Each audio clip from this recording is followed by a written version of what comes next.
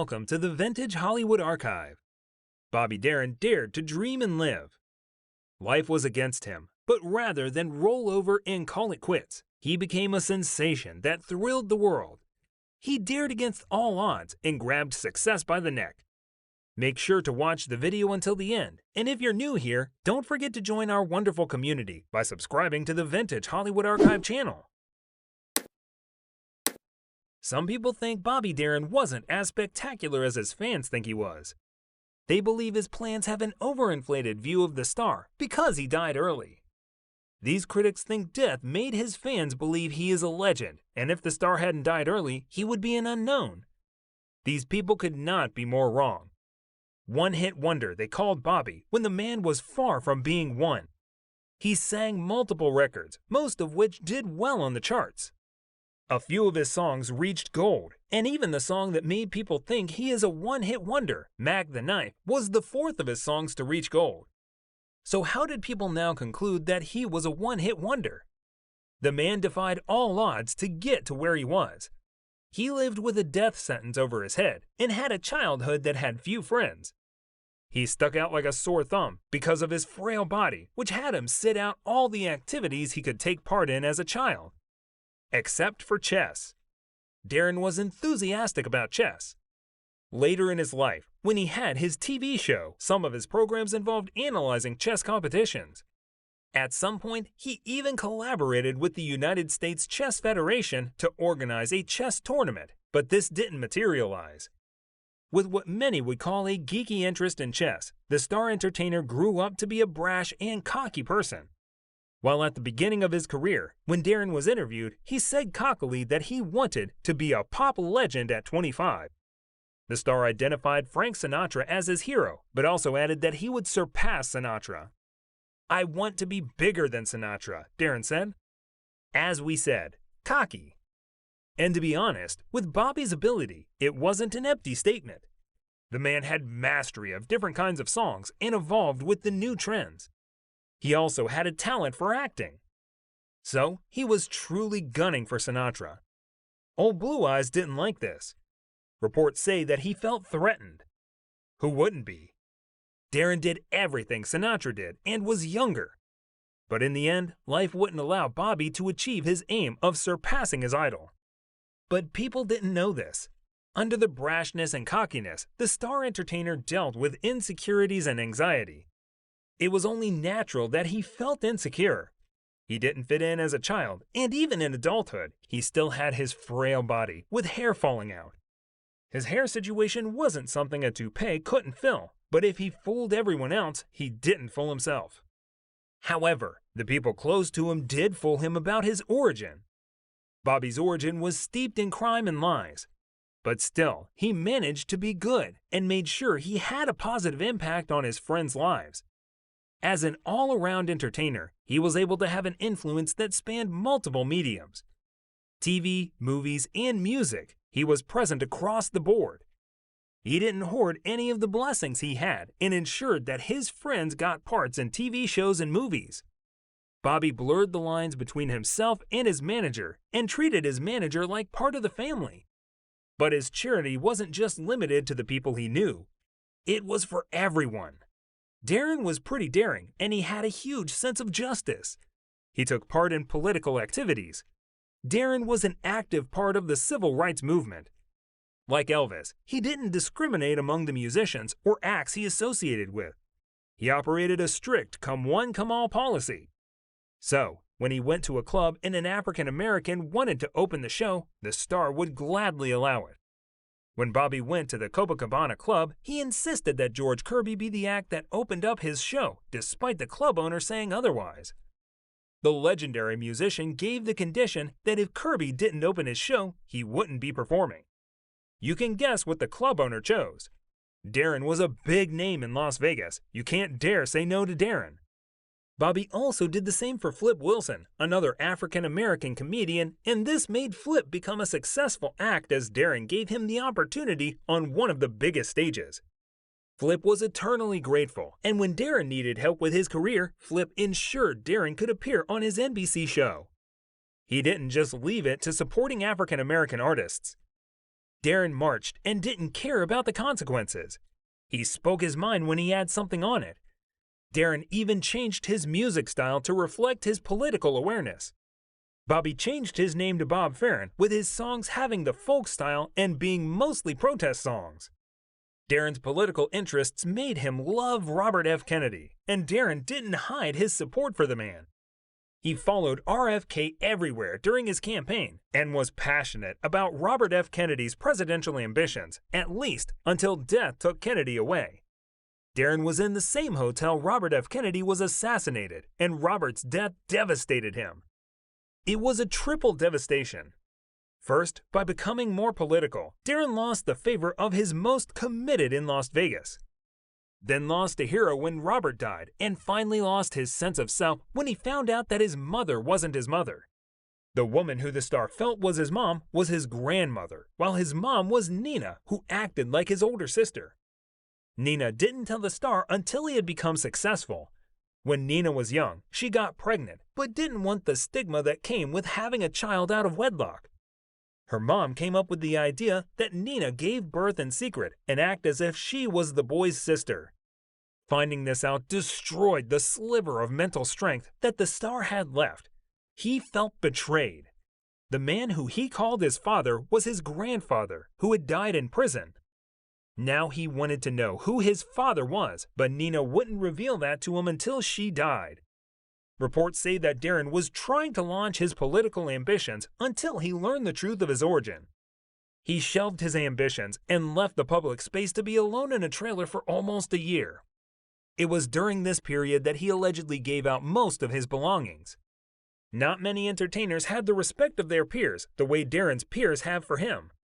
Sammy Davis Jr. regarded Bobby as the world's greatest entertainer.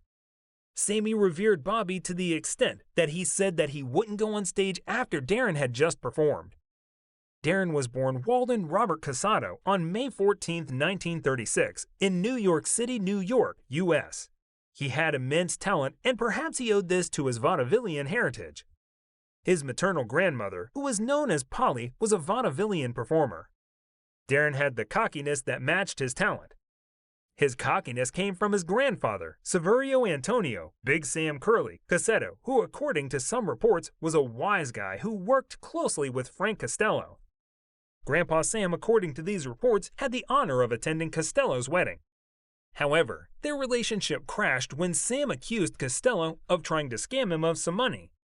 This allegedly set the events that landed Sam in jail. The family version of what happened to Sam was different. Bobby claimed his granddad, who he strongly thought was his dad, was a cabinet maker with a keen eye for invention. According to Bobby, Sam and Costello, a crime boss who ran a bar together, but his grandpa went on to take a loan from Frank Costello. The trouble brewed. Sam was unable to pay. Darin claimed Sam tried to be a tough guy by outsmarting Costello. Instead, Sam was set up as a pickpocket, sent to jail, and ended up dying there. Bobby Darin didn't have a great childhood. It was one sick moment to the other, with several rheumatic fever attacks. In the end, the fevers harmed his heart, making him perpetually sickly. Due to this, the star grew up frail and without friends. Also, when Darin was around 6, one of his doctors told his family that it would be a miracle if Darin lived above the age of 16. He woke up each day feeling like the day of his death inched closer. Darin didn't accept that he'll die. He was determined to make something of his life. His family moved to the Bronx, and he attended the Bronx High School of Science. It was in the school that he joined a band, and his talent began to blossom. The band got booked for some minor gigs. The star went to college, and it was there that he made the decision that it was time he made his mark. Darin dropped out of college to focus on his music full-time. He didn't start singing right away. Darin began writing songs and partnered with Don Kirshner. The two met by chance, and their partnership didn't yield much commercial success. Darin got introduced to Connie Francis, the singer who he fell in love with and would write different songs for. Darin was so in love with Connie that he wanted to elope with her. Unfortunately, the two wouldn't come to be. Connie's father was not a fan of Darin and expressed his displeasure with their relationship. Her father ensured that the two break up. However, Frances regretted listening to her father as she realized that Darin was her soulmate. all of the other men she met after him weren't as charming as Darin. Darin's career hadn't picked up yet, but when he left Decca to sign for Atco, his breakthrough was just on the horizon. His breakthrough came from a song he didn't even write seriously. According to Darin's friends, his hit song Splish Splash was a song he wrote within 12 minutes. Bobby was with DJ Murray Kaufman when DJ's mother called with her new song Splish Splash Take a Bath, which sounded too mouthy. Bobby had an idea and wrote a completely new song with the title, and it turned into an instant hit. The song was rock and roll, and the teens loved it. Bobby had joined the ranks of Dion and Frankie Avalon, who were artists teens loved. But it wasn't enough. But Bobby was ambitious. He didn't want to be just another teen sensation. He aspired to be part of the greats. He wanted to surpass the greats, and he also wanted to do it by showing that he was artistically superior. To show how talented he was, the artist explored multiple music genres. Darin's new songs weren't teen-oriented, but they were still large financial successes. The brilliance of these songs allowed Darin to get treated like the bigger artist, as his record label gave him the artistic freedom to determine the path his songs would continue. This artistic freedom produced perhaps Bobby's best songs. This song spent 52 weeks on the chart as one of the top 10 songs and was the #1 song for 9 weeks. You Call. The name of the song was Mac the Knife. The success of the song was so much that it almost eclipsed Darin. People began to underestimate Darin and called him just another one-hit pop jazz star. These people aren't even aware the star had a habit of playing with different genres. This complete entertainer didn't allow his critics to run with the narrative so much that he sang another hit song.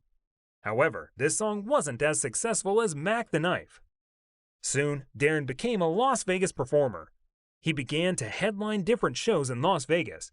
They couldn't get enough of him, but Bobby wasn't ready to feel comfortable yet. He wanted to become the complete star. To do this, he needed to make a name for himself in Hollywood. Darin began with a TV show and soon began to star in movies. It was in his first movie, Come September, that he met Sandra Dee. The two fell in love with each other and married. But their relationship wasn't what they thought it would be. Apart from having a child together, Darin and Sandra didn't act much like a couple.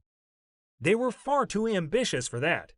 Also, Darin loved sex and had a large appetite. Sandra, on the other hand, didn't care about the whole thing. He just woke up one morning and didn't want to be married anymore, Sandra said in a reaction to what Bobby did. After some years together, the incredible artist decided he wanted a divorce from Sandra. While the two might have been distant from each other, perhaps Darin's health may have played a part in the divorce as his health got worse. The star had a life ravaged by illness and was a walking miracle. Bobby's heart problem reached a stage where open heart surgery was unnecessary to implant artificial valves into the star's heart. The surgery was a success, and it left the star unable to perform for a long while. However, immediately after he healed, Darin hopped on stage, his health not particularly great. It was so intense that Bobby had to get oxygen mid-show and after his show. It was glaring that Bobby needed to rest, but he was more focused on coming back as his career had lost some steam. However, he wouldn't be able to stage that comeback before his heart finally gave out. Painfully, after a life of managing recurring illness, a simple mistake would kill Bobby. It was supposed to be a regular trip to the dentist, but after the visit, the entertainer's body shut down due to chronic infection and sepsis. His already fragile heart grew even worse and began to cease function.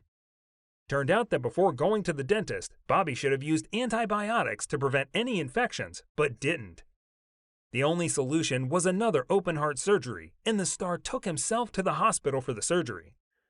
The surgery was a success, but Darin never woke up. He died.